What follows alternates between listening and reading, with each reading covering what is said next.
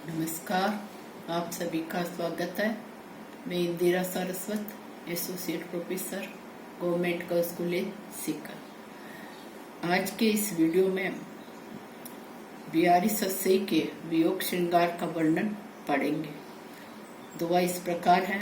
लाल तुम्हारे विरह की अगनी अनूप अपार, सरसे बरसे नीर हूँ जर हूँ मिटे न चार। यहाँ नायिका की सखी नायक के विरह की विशेषता को बताती हुई कहती है कि नायिका की सखी नायक से आकर के कहती है कि हे लाल, तुम्हारे विरह की तो अत्यंत और विचित्र ज्वाला है। लाल तुम्हारे विरह की अगनी अनूप अपार।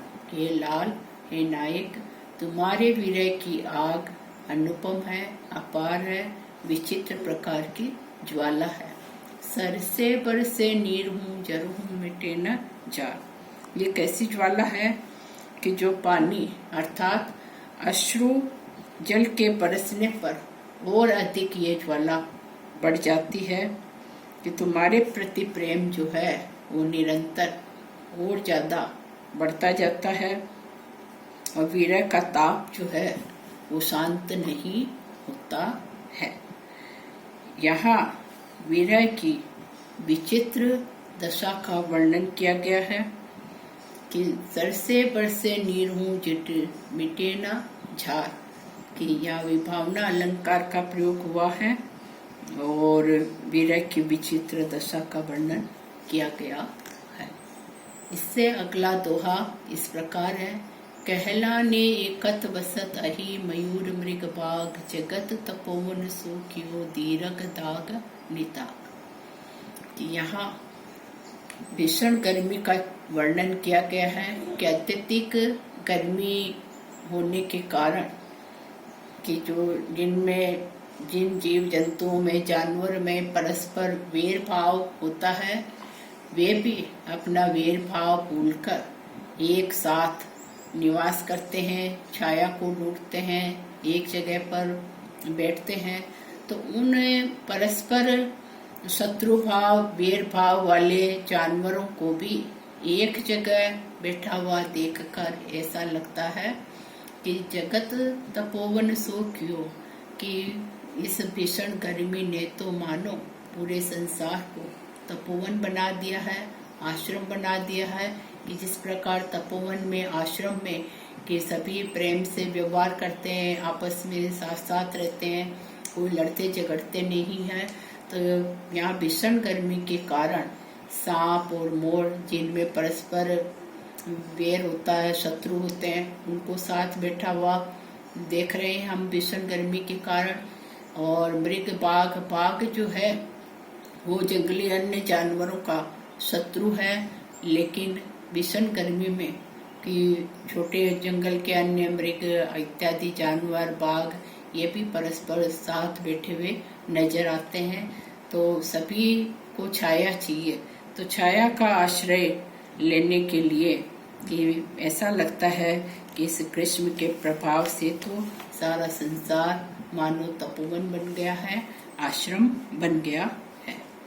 यहाँ की जो जन्म से परस्पर विरोधी स्वभाव वाले जो जानवर है वो एक स्थान पर सामान्यतः नहीं रहते हैं, लेकिन भीषण गर्मी की प्रचंडता से सभी को अपनी आत्मरक्षा करनी है, तो स्वयं की आत्मरक्षा के लिए वो साथ साथ बैठते हुए दिखाया गया है कि वे शीतल छाया को ढूंढते हैं, शीतल छाया का आश्रय लेते हैं इत्यादि। तो यहाँ जो है अनुप्रास अलंकार का प्रयोग हुआ है और यमक अलंकार का प्रयोग है, इसके साथ ही अतिशयोक्ति अलंकार का प्रयोग भी हुआ है। इससे अगला दोहा है। कनक कनक ते सोगुनी मादकता अधिकाय, वा खाए बोरा तय या पाए बोरा। कनक कनक ते सोगुनी मादकता अधिकार। यहाँ यमक अलंकार का प्रयोग करते हुए कवि कह रहा है, पहला कनक है सोना, कि सोने में, दूसरा कनक शब्द का अर्थ है धतूरा, कि सोने में धतूरे से 100 गुना ज्यादा मादकता होती है। वो किस प्रकार से ज्यादा मादकता होती है सोने में धतूरे से ज्यादा? वह खाए बोरात है या पाए बोरा, कि धतूरे को तो इंसान अगर खा लेता है तो पागल हो जाता है, लेकिन या पाए बोरा, या मीन्स सोना, धन दौलत संपत्ति, कि सोने को पाने पर ही व्यक्ति पागल हो जाता है। तो सोने का प्रभाव धतूरे से कहीं ज्यादा है कि इंसान के पास यदि धन दौलत संपत्ति सोना की प्राप्ति हो जाती है तो उस संपत्ति के घमंड में वह पागल हो जाता है। तो सोने की मादकता धतूरे से कहीं अधिक बताई गई है।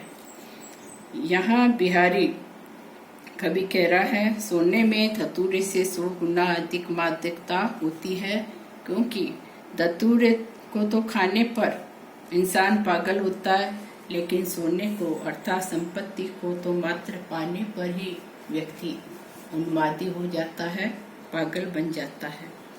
तो सोने को धतूरे से कहीं ज्यादा मादक बताया गया है। यहाँ यमक अलंकार का प्रयोग हुआ है। इससे अगला दोहा है, को कही सके बड़े न सो लखे बड़े हूँ बोल, दीने दई गुलाब को इन डारन में फूल।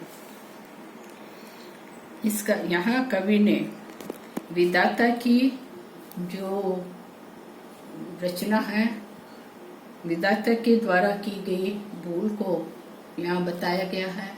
को कही सके बड़े न सो लखे बड़े हूँ बोल। कवि कहता है कि बड़े लोगों के द्वारा यदि कोई गलती या भूल हो जाती है तो उनसे कोई भी कुछ नहीं कह सकता है। को कही सके बड़ू सु लखे बड़े हूँ, कि बहुत बड़ी भारी गलती या भूल किसी बड़े इंसान से हो जाती है तो किसी की भी हिम्मत या साहस नहीं है कि उस बड़े व्यक्ति से कहा जाए कि आपके द्वारा ये गलती हो गई, आपने ये भूल की है, क्योंकि उनसे सभी डरते हैं। दीने दई गुलाब को इन डारन में फूल। जिस प्रकार से उदाहरणार्थ के विधाता ने दई, विधाता देव, विधाता सृष्टिकर्ता ने कंटीली डालियों में दीने दई गुलाब को इन डारन ये फूल, कि गुलाब का जो पुष्प है कंटीली डालियों के बीच में गुलाब का पुष्प खिला करता है।